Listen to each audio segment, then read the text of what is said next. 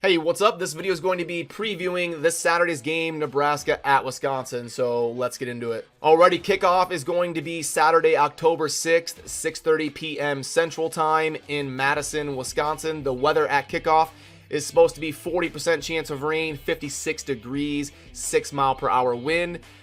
Nebraska is 0-4, Wisconsin is 3-1, and for the head coaching matchup, it is going to be Scott Frost at Nebraska with a 19-11 total record as a head coach. And then for Wisconsin, Paul Chryst is 56-27 as a head coach, and he comes from Pittsburgh before being at Wisconsin. Wisconsin is favored by 17.5 in this game. And when we start diving into the stats here, strength of schedule is very comparable at 41 for Wisconsin, 39 for Nebraska. So they've played similar opponents. So in games like this, the numbers mean a lot because they've had similar strengths of schedule. As far as talent on the field in recruiting the last 5 years, slightly favors Nebraska, but I do expect that to favor Wisconsin because their kids have been in this system longer and it's more tailored for them. So even though Nebraska's favored in recruiting, I expect the talent to slightly favor Wisconsin in this.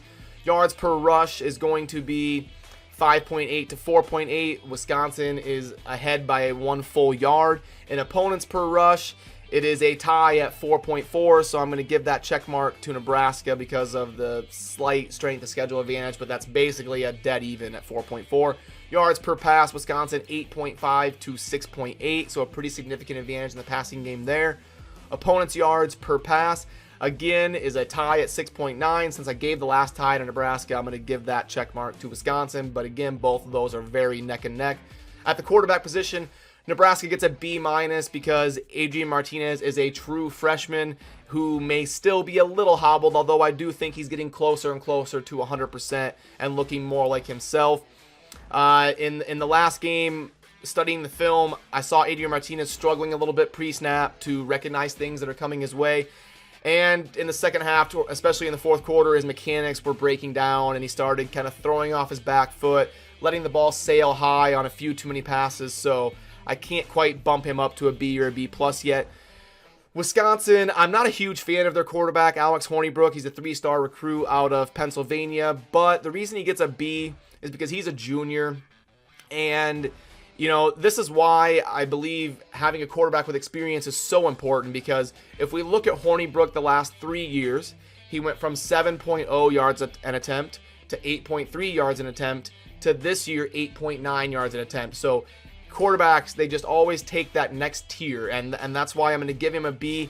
Watching him play live, I don't like how the ball comes out of his hand. I don't see a live arm with Hornibrook, so I don't see a reason for Nebraska to fear Wisconsin in the passing game, but I am going to give him a B for the reasons I have mentioned previously. The coaching matchup is, again, another tie at a B+ for both. I'm going to give that edge in coaching to Nebraska because when I have a tie in this category, I like to go by which coach is going to be most sought after if they leave their current school. And I believe that answer is Scott Frost. He would have a lot of opportunities if he left Nebraska. Paul Chryst would too, but I think Frost would have the slight edge there in as far as how many phone calls they're getting and how sought after they are as a coach. But both schools have good coaches. I think Chryst is like 38-7 at Wisconsin, something like that. And I actually grew up in Wisconsin, and Paul Chryst went to high school about 20 minutes away from where I grew up in Platteville, and I grew up about 20 minutes away from there in a small town called Potosi, so a little interesting tidbit there. But as far as intangibles, I'm going to give Nebraska an F.